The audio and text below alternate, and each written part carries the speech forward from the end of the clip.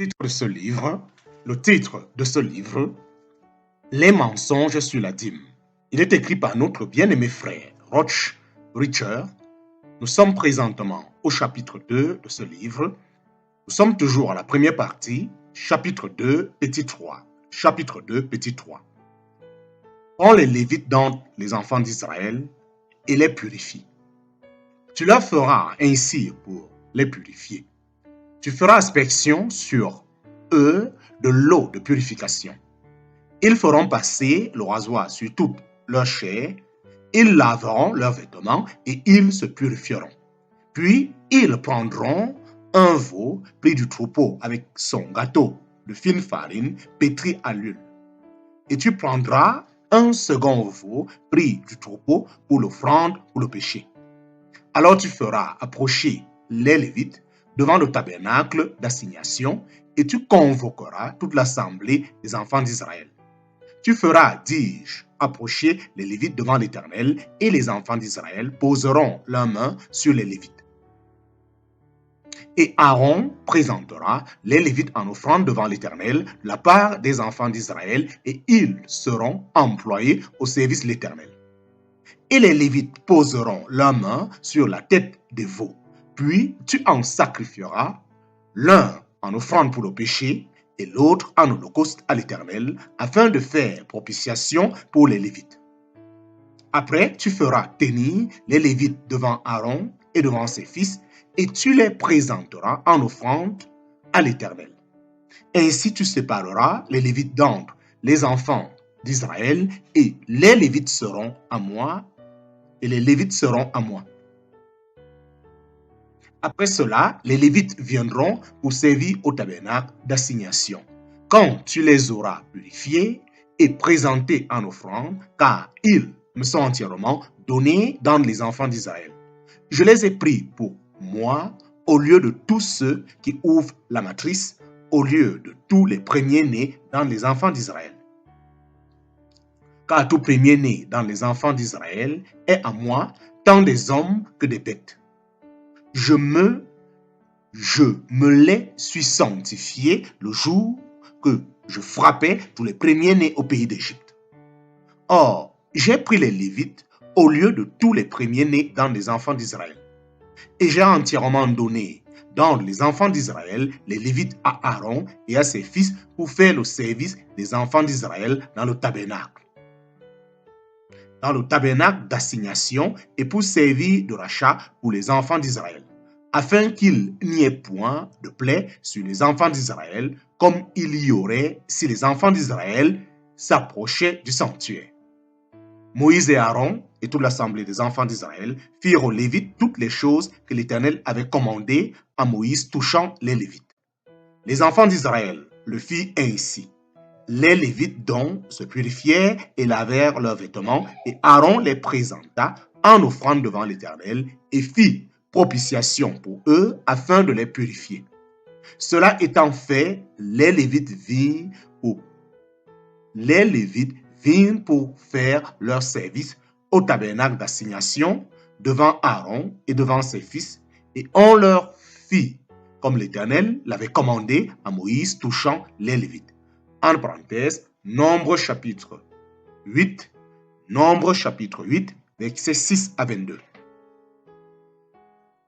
Nous lisons dans le livre de l'Exode, et elle sera sur le front d'Aaron, et Aaron portera l'iniquité des saintes offrandes que les enfants d'Israël auront offertes dans tous les dons de leur sainte offrande, et elle sera continuellement sur son front pour les rendre agréables devant l'Éternel. En parenthèse, Exode chapitre 28, verset 38, voit aussi Nombre chapitre 17 et 18. Vous noterez dans les divers passages à ce sujet que les dîmes des enfants d'Israël constituaient un don de Dieu offert aux Lévites et à aucune autre tribu.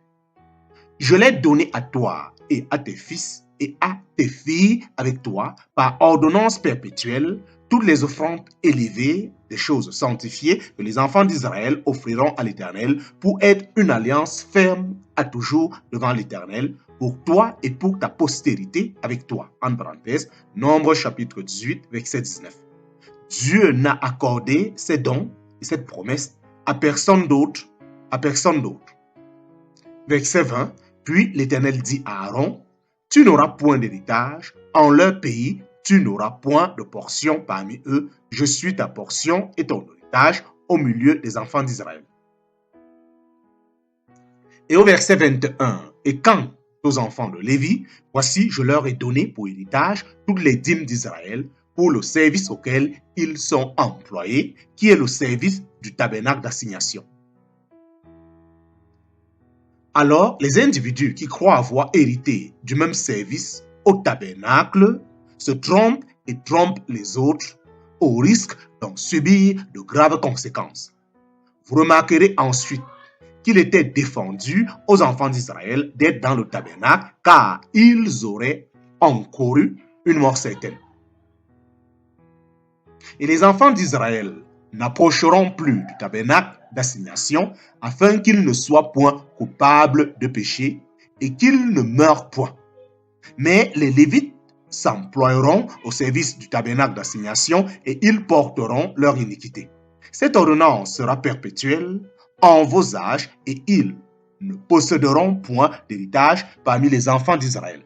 Car j'ai donné pour héritage aux Lévites les dîmes des enfants d'Israël qu'ils offriront à l'Éternel en offrande élevée.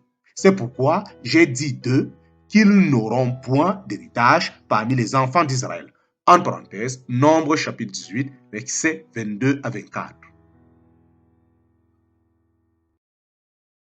Remarquez l'expression « en vos âges », signifiant clairement tant qu'il y aurait des sacrificateurs et des Lévites. Mais dépassé cet âge-là, la loi se termine. Et effectivement, quand il n'y eut plus de temple, il n'y eut plus de sacrificateurs servant au temple, dont plus de dîmes à payer. Il était permis aux Lévites de pénétrer dans le tabernacle et seul le souverain sacrificateur pouvait entrer dans le sanctuaire intérieur. Ce dernier était le seul à pouvoir pénétrer dans le Saint des Saints une fois l'an au jour des expiations. Jésus hérita du rôle correspondant au niveau spirituel. Mais le seul souverain sacrificateur entre dans le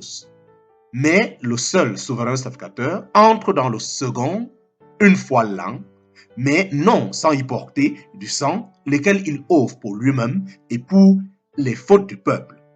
Le Saint-Esprit faisant connaître par là que le chemin des lieux saints n'était pas encore manifesté, tandis que le premier tabernacle était encore debout, lequel était une figure destinée pour le temps d'alors, durant lesquels étaient offerts des dons et des sacrifices qui ne pouvaient point sanctifier la conscience de celui qui faisait le service, ordonné seulement en viande, en breuvage, en diverses ablutions et en des cérémonies charnelles jusqu'au temps que cela serait redressé.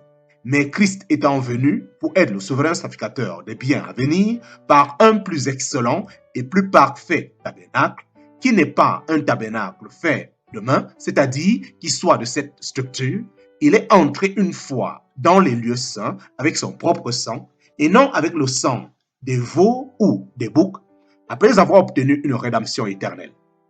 Car si le sang des taureaux et des boucs et la cendre de la génisse, de laquelle on fait aspersion, sanctifie quant à la pureté de la chair ceux qui sont souillés, combien plus le sang de Christ, qui par l'Esprit éternel s'est offert lui-même à Dieu sans nulle tâche, purifiera-t-il votre conscience des œuvres mortes pour servir le Dieu vivant. En parenthèse, Hébreux chapitre 9, versets 7 à 14.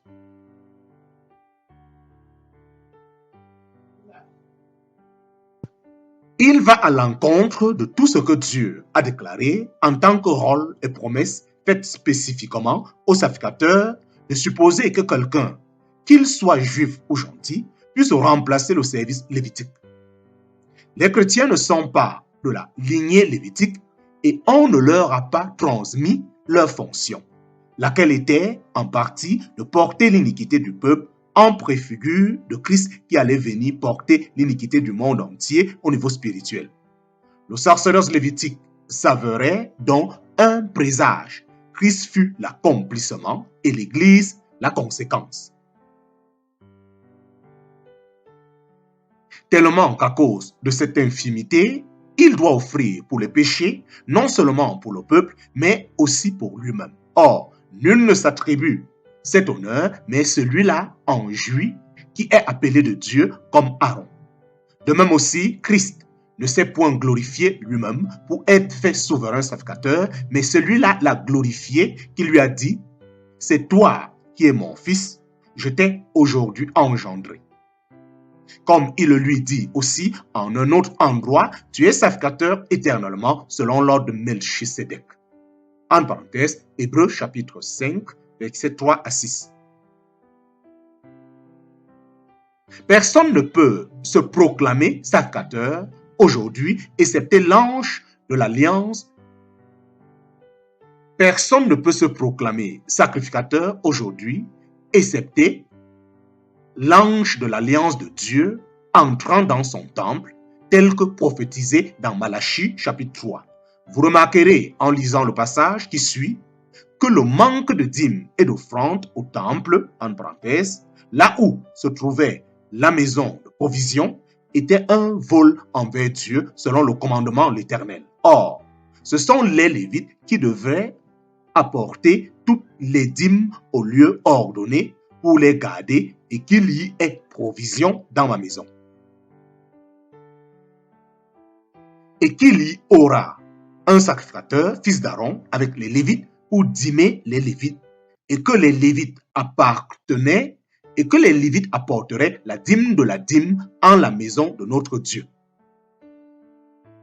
Dans les chambres, au lieu où étaient les greniers, en parenthèse, car les enfants d'Israël et les enfants de Lévi devaient apporter dans les chambres l'oblation du froment, du vin et de l'huile, et là étaient les ustensiles du sanctuaire et les sacrificateurs qui font le service, et les portiers et les changes. Et que nous n'abandonnerons point la maison de notre Dieu. En parenthèse, Néhémie chapitre 10, versets 38 à 39.